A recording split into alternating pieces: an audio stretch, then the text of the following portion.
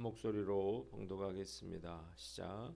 아하시아의 어머니 아달랴가 그의 아들이 죽은 것을 보고 일어나 왕의 자손을 모두 멸절하였으나 요람 왕의 딸 아하시아의 누이 여호세바가 아하시아의 아들 요아스를 왕자들이 죽임을 당하는 중에서 빼내어 그와 그의 유모를 침실에 숨겨 아달랴를 피하여 죽임을 당하지 아니하게 한지라.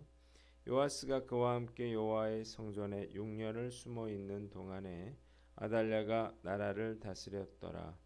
일곱째 해에 여호야다가 사람을 보내 가리 사람의 백부장들과 호위병의 백부장들을 불러 데리고 여호와의 성전으로 들어가서 그들과 언약을 맺고 그들에게 여호와의 성전에서 맹세하게 한 후에 왕자를 그들에게 보이고 명령하여 이르되 너희가 행할 것이 이러하니 안식일에 들어온 너희 중 3분의 1은 왕궁을 주의하여 지키고 3분의 1은 수루 문에 있고 3분의 1은 호위대 뒤에 있는 문에 있어서 이와 같이 왕궁을 주의하여 지키고 안식일에 나가는 너희 중 2대는 여호와의 성전을 주의하여 지켜 왕을 호위하되 너희는 각각 손에 무기를 잡고 왕을 호위하며 너희 대열을 침범하는 모든 자는 죽이고 왕이 출입할 때에 시위할지니라 하니 백부장들이 이에 제사장 여호야다의 모든 명령대로 행하여 각기 관할하는 바 안식일에 들어오는 자와 안식일에 나가는 자를 거느리고 제사장 여호야다에게 나아오매 제사장이 여호와의 성전에 있는 다윗 왕의 창과 방패를 백부장들에게 주니 호위병이 각각 손에 무기를 잡고 왕을 호위하되 성전 오른쪽에서부터 왼쪽까지 제단과 성전 곁에 서고 여호야다가 왕자를 인도하여 내어 왕관을 씌우며 율법책을 주고 기름을 부어 왕으로 삼음에 무리가 박수하며 왕의 만세를 부르니라. 아달랴가 호위병과 백성의 소리를 듣고 여호와의 성전에 들어가 백성에게 이르러 봄에 왕이 규례대로坛 위에 섰고 장관들과 나팔수가 왕의 곁에 모셔 섰으며 온 백성이 즐거워하여 나팔을 부는지라. 아달랴가 옷을 찢으며 외치되 반역이로다 반역이로다 하매 제사장 여호야다가 군대를 거느린 백부장들에게 명령하여 이르되 그를 대열 밖으로 몰아내라. 그를 따르는 자는 모두 칼로 죽이라 하니 제사장의 이 말은 여호와의 성전에서는 그를 죽이지 말라 함이라. 이에 그의 길을 열어주매 그가 왕궁의 말이 다니는 길로 가다가 거기서 죽임을 당하였더라. 여호야다가 왕과 백성에게 여호와와 언약을 맺어 여호와의 백성이 되게 하고 왕과 백성 사이에도 언약을 세우게 하매 온 백성이 바알의 신당으로 가서 그 신당을 허물고 그 제단들과 우상들을 철저히 깨뜨리고 그 제단 앞에서 바알의 제사장 맏단을 죽이니라. 제사장이 관리들을 세워 여호와의 성전을 수직하게 하고 또 백부장들과 가리 사람과 호위병과 온 백성을 거느리고 왕을 인도하여 여호와의 성전에서 내려와 호위병의 문길을 통하여 왕궁에 이르매 그가 왕의 왕좌에 앉으니 온 백성이 즐거워하고 온 성이 평온하더라. 아달랴를 무리가 왕궁에서 칼로 죽였더라. 요아스가 왕이 될 때에 나이가 7세였더라. 아멘. 오늘은 열왕기하 11장 말씀을 가지고 아달랴의 반역과 다윗 왕조의 회복이라고 하는 제목으로 묵상 나눔하도록 하겠습니다. 먼저 1절로 3절 말씀인데 2절을 봅니다. 아하시아의 누이 여호세바가 요아스를 빼내어 죽임을 당하지 아니하게 한지라 그랬습니다. 자, 여기서 아하시아의 어머니 아달랴가 누구입니까? 바로 아합의 딸로서 남편 여호람과 그 아들 아하시아까지 아합의 집을 따르게 한 장본인이었습니다. 그녀는 아하시아가 죽은 것을 보고 왕족들을 다 죽이기 시작했어요. 자신이 아들을 대신해서 왕위에 오르기 위해서였습니다. 왕자들이 살해되는 와중에 여호람의 딸이요 아하시아의 누이인 여호세바가 아하시아의 아들 요아스를 몰래 빼내어서 유모와 함께 자신의 침실에 숨겨 그의 목숨을 구합니다. 요아스는 여호세바와 함께 6년 동안 성전에 숨어 지냈고 그동안 아달랴가 나라를 다스리게 됩니다. 이 아달랴는 이세벨의 딸로서 그의 어미를 꼭 빼닮은 그러한 악녀였습니다. 부모를 닮아서 그녀 역시 여간 모질고 포악하지 않았는데 그녀는 아들 아하시아가 죽고 친정인 아합 왕조가 멸망하는 것을 보고도 슬픔에 잠기기보다는 얼음처럼 냉정했습니다. 상황을 파악하고 동물적인 생존 본능을 발휘해서 자기의 모든 손자들을 다 죽여버리고 전광석화처럼 정권을 장악했습니다. 스스로 왕위에 오른 건데요.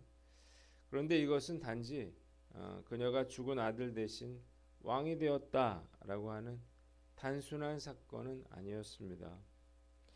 왜냐하면 이것은 다윗의 후손으로 왕위를 이어가겠다라고 하신 하나님의 약속이 깨어지는 것을 의미했기 때문이에요. 아달랴는 하나님의 약속 따위는 안중에도 없었습니다. 그녀는 그래서 다윗 왕가의 모든 자손들을 학살함으로 하나님의 말씀에 정면 도전하고 있는 것입니다. 본문이 우리에게 주는 교훈이 있는데 하나님께 쓰임받는 자가 되라는 것입니다. 악인이 득세하고 하나님의 뜻은 무너진 것 같았습니다. 그러나 아하시아의 누이 여호세바가 아달랴 몰래 왕자 요아스를 빼돌려 성전에서 6년 동안 키우게 됩니다. 살기등등한 아달랴에 의해 왕족들이 모두 몰살하는 그런 상황 가운데서 이 여호세바가 요아스를 구해낸 것은 목숨을 걸지 않고는 할 수 없는 아주 위험한 행동이었습니다. 그러나 그녀가 이런 위험을 무릅쓰고 요아스의 생명을 구하고 또 6년 동안 성전에 숨겨 이 아이를 길렀기에 결국 대제사장 여호야다는 아달랴를 몰아내고 요아스를 왕으로 세울 수가 있었던 것입니다. 여호세바와 여호야다가 죽음을 무릅쓰고 요아스를 살린 것은 이것이 하나님의 언약을 이어가도록 만드는 유일한 길이라고 하는 사실을 알고 있었기 때문입니다. 이것이 그들이 죽음도 불사하게 하도록 만드는 이유였던 것입니다. 이 시대 역시 많은 성도들이 믿음을 잃어버리고 또 헌신을 잃어버리고 급속하게 세상에 휩쓸리고 있습니다. 불신자들의 삶과 믿는 자들의 삶이 구별되지 않고 오랫동안 신앙생활한 성도들조차 힘들고 어렵고 불가능해 보이는 주님의 일을 위해서 희생하고 헌신하려 하지 않는 거죠. 과연 이 시대에 아달랴의 학살과 같은 이런 사건이 일어난다면 목숨을 걸고 요아스를 구할 사람이 얼마나 될까요? 이스라엘의 귀족들은 예후의 협박에 단칼에 70명의 왕자들의 목을 베었습니다. 이런 자들과 우리가 같지 않다. 어떻게 확신을 알 수 있을까요? 생명의 위협이 있더라도 하나님의 뜻을 이루기 위해서 우리는 최선을 다해야 할 것입니다. 19세기 중반 미국의 남북전쟁이 일어나기 전에 다른 주에서 도망오는 흑인 노예들을 체포해서 다시 그 주로 돌려보내라는 연방법이 제정이 된 적이 있습니다. 노예들을 돌려보내면 그들을 기다리는 것은 짐승보다 못한 고문과 죽음이었습니다. 그래서 당시 유명한 부흥사 찰스 피니의 제자들은 목숨을 걸고 이 흑인 노예들을 숨겨 주었습니다. 때로는 이 사실이 발각이 돼서 감옥에 가는 일도 있었지만 그러나 그들은 결코 신념을 굽히지 않았습니다. 이 일이 하나님께서 원하시는 하나님의 뜻이라 믿었기 때문이에요. 아달랴의 세력 속에서도 여호세바와 여호야다의 목숨을 건 헌신으로 요아스를 숨김으로 다윗 자손은 전멸당하는 것을 면했고 하나님의 약속은 계속해서 이어질 수가 있게 되었습니다. 오늘 우리가 이어가야 할 하나님의 약속은 무엇인가요? 어느 시대에나 이 하나님의 약속을 이어나간 충성된 믿음의 사람들이 있었습니다. 과연 나는 어떠한가요? 가장 힘들고 어려운 상황에서 하나님께 힘이 되어 드리는 사람인가? 아니면 어렵고 힘들 때마다 손해를 볼까 두려워서 늘 요리조리 피해 다니는 사람인가요? 어떤 손해와 불이익이 있더라도 여호세바와 여호야다처럼 목숨을 걸고 하나님의 뜻을 이루는 충성된 믿음의 사람이 되시기를 주님의 이름으로 축원합니다. 두 번째는 4절로 12절 말씀인데 10절을 봅니다. 제사장이 여호와의 성전에 있는 다윗 왕의 창과 방패를 백부장들에게 주니 그랬습니다. 자, 여호세바와 여호야다가 성전에 요아스를 숨긴 지 7년째 되는 해에 마침내 제사장 여호야다가 아달랴를 제거하고 요아스를 왕위에 세우기 위해 거사를 준비합니다.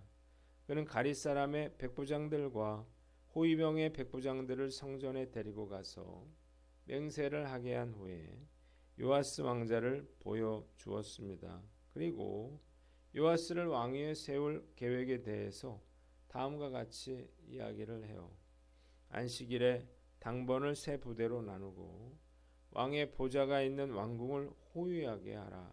그리고요, 안식일 비번인 두 부대에게는 왕자가 있는 성전을 호위하도록 했습니다. 그런데 문제는 이 성전을 호위하는 부대는 무기가 없었다는 거예요. 이때 여호야다는 성전 속에 있었던 무기, 즉 다윗이 하다레셀의 신복들에게서 취하여 성전에 보관해 두었던 창과 방패를 꺼내어 무장하도록 했습니다. 이후 여호야다 제사장이 왕자를 데리고 나와 왕관을 머리에 씌우고 왕의 직무를 규정한 규례서를 주고 기름을 부어서 왕으로 삼으니 백성들이 손뼉을 치면서 만세를 외치게 됩니다. 본문이 우리에게 주는 교훈이 있는데 합력하여 선을 이룸을 믿고 작은 일에 충성하라는 것입니다. 옛날 다윗이 준비해 두었던 이 성전의 무기들이 먼 훗날 요아스를 왕위에 오르게 하는 일에 이렇게 요긴하게 사용될 수가 있었다는 거예요. 말씀을 묵상하면서 과거에 의미 없어 보였던 것들이 언젠가는 의미 있는 일들이 될 수 있다는 사실을 깨닫게 됩니다. 스티브 잡스가 스탠퍼드 졸업사에서 지금 하는 작은 모든 것이 미래와 연결되었다 이렇게 말을 한 기억이 납니다.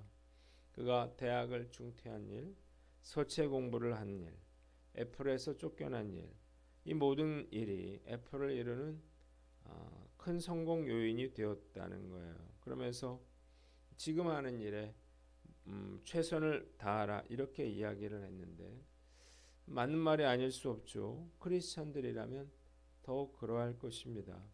지금 내가 하는 일이 보잘것없어 보일지라도 주어진 일에 최선을 다한다면 언제 어느 시점에 하나님의 나라를 위해서 귀하게 쓰임 받을지 우리는 알 수 없기 때문입니다.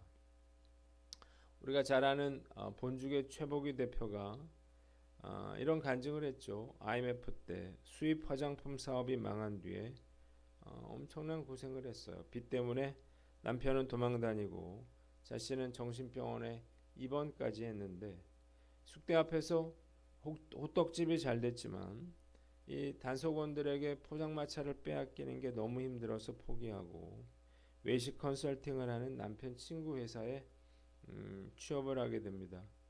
자, 남편은 컨설팅을 하고 그녀는 부설 요리 학원에서 이제 허드렛 일을 하는데 요리사 보조와 설거지 같은 단순 업무만 해야 했다 그래요. 살 소망이 없었죠. 아무것도 정말 앞이 보이질 않았는데 일도 잘 못해서 요리사들에게 구박을 받고 눈물을 흘렸습니다. 그러면서 하나님을 원망하면서 하나님 제가 안 보이시나요? 저는 하나님의 자녀가 아닌가요? 이렇게 물었다 그래요. 자, 원망하는 마음으로 그렇게 하나님께 부르짖었지만 이 모든 과정이 하나님의 섭리였던 것입니다. 2배 크기의 호떡집으로부터 배운 교훈으로 본죽은 많은 양을 그릇에 담았고, 요리 학원을 통해서 누구나 같은 죽맛을 낼 수 있는 노하우를 배웠고, 수입 화장품 사업으로 배웠던 프랜차이즈 사업으로 본죽이 대한민국을 넘어서 전 세계로 뻗어 나가게 되었기 때문입니다. 그래서 그녀는 모든 것이 하나님의 섭리와 은혜였다, 이렇게 고백했던 것입니다. 내가 지금 하고 있는 일이 보잘것없어 보인다 하더라도 지금 하는 작은 일이 놀라운 미래와 연결될 수 있다는 확신을 가지고 최선을 다해야 할 것입니다. 저는 매일 아침 큐티를 하고 큐티를 올리고 또 영상을 올리는데요. 지금은 보잘것없어 보여도 언젠가 누구에겐가 큰 도움을 줄 수 있는 계기가 되리라 믿습니다. 오늘 난 어떤가 살펴보고 이 확신과 믿음을 가지고 오늘 나에게 주어진 작은 일에 최선을 다하는 저와 여러분들 되시기를 주님의 이름으로 축원합니다. 세 번째는 13절로 21절인데 14절을 봅니다. 온 백성이 즐거워하여 나팔을 부는지라 그랬습니다. 먼저 13절로 16절에는 아달랴의 최후에 대해서 기록이 되어 있습니다. 아달랴는 호위병들과 백성들이 외치는 만세 소리를 듣고 즉각 성전으로 달려옵니다. 성전에는 이미 대관식이 거행되고 있었어요. 분노한 아달랴가 반역이라 이렇게 외치자 여호야다가 아달랴를 성전에서 끌어내어 죽이고 또 누구든지 그녀를 따르는 자도 죽이라 이렇게 명령을 해요.